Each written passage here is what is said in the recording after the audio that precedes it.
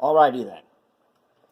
Now, you've seen me whenever I'm working on motors. I always tell you to lubricate the thrust washers here and the phosphor bronze bearings there, and I use Marvel Lubricating Oil. So, question was asked, where can I find Marvel Lubricating Oil? And I got a couple cans of it.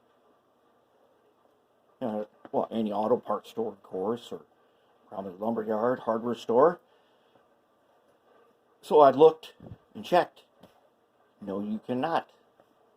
In fact, you look for this, you're going to find it on eBay as a collector's item. So that got me a little concerned that maybe that they quit making it and there isn't no more.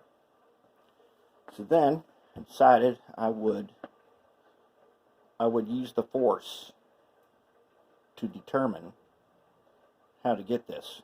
And so I turned the can and I read the instructions on the side, and it says fast acting air tool oil, which is exactly what I do with this. I put some drops of my air tool. All my air tools, I put a few drops of that in every time I use them. Just so happens when I was searching for this Marvel Lubricating Oil, I saw that they did have a product called Air Tool Oil. Now I wasn't sure if it would be the same. So, using my scientific methods, I went to Northern Tool and asked the guy that I ask about stuff like this. He knows everything there is to know about small engines and lubricants and oils and stuff. And I asked him about this. I showed him a picture of it. And he said that sure enough, this is the same stuff. And that cost me $10. And that is going to last me a decade if all I'm doing is this kind of stuff with it. But now, to be sure, let's check them. So first, we're going to, okay.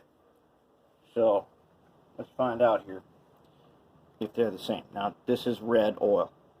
We can see it's red. Every time we use it, it's red. Let me check this stuff. Yes, it's hard to see with this red Q-tip, but it is red. Okay. Now, yep, okay. And, alright. They smell the same. Well, we're going to need to take a sample. So, let me get a little bit of this on here, and let me check it. And yep, oh yeah, that's oil, all right. Dang it, that is oil. All right, now fixing to test this air tool oil. Holy yeah, that's all right. All right, okay, get some in here to test it. Yeah, alright. Okay. I have determined that it is the same oil. Yeah, that's definitely some oil. Okay, now I have this on the shelf. Here's my grandpa's. It says Singer on it. Might have been a sewing machine oil can. I don't know, but he had it in his workshop. No, I have it in my workshop. And in here, yeah, that was not what I wanted to do. Okay, that squirted right onto my mirror. Dang it, man. I'm gonna have to clean that all off there. Yeah, this is red stuff too. Yep. So I did put in the same oil. Alright, that solves the mystery of the lubricating oil. So, the only thing that you need to do then is to figure out some way of, I got these cans and this cap comes off and I'll just refill up this can. You're going to have to find a way to have an oiler that you don't want to be using this giant thing all the time. And one of the things that the guy I go to, he told me that don't buy the small size because it's terribly expensive when you can get, I don't even know how much, 32 ounces is like $10, $10.99, something like that. And the tiny one, this 4 ounce, was like $6. So I went ahead and got myself basically a lifetime supply. That's going to last me a long time. But I think we have solved the mystery of lubricating oil. Okay, now let me tell you something else. There are other kinds of household oils. There's like 3-in-1, and there's some other ones. I do not use those on these bearings, and the reason and sewing machine oil. I do not use the kind that are based on mineral oil, because you need more freaking oiling if you do that. Because that mineral oil, you know, it eventually runs out. It wears off. This stuff is way more persistent than that kind of oil. That, like sewing machine oil, use that for other stuff. For on these bearings and on our worm gear nuts, this stuff has proven the test of time that it does last.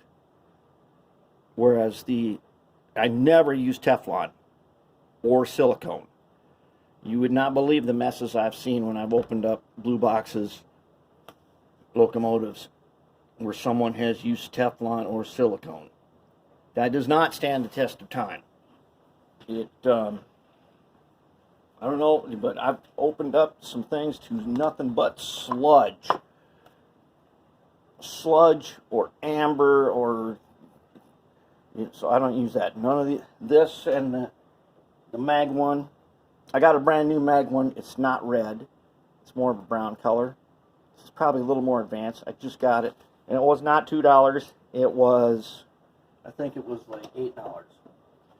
Another lifetime supply of grease, but it's good stuff.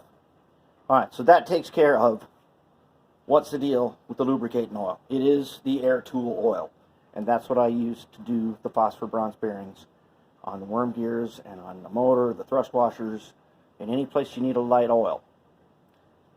That should solve that for you.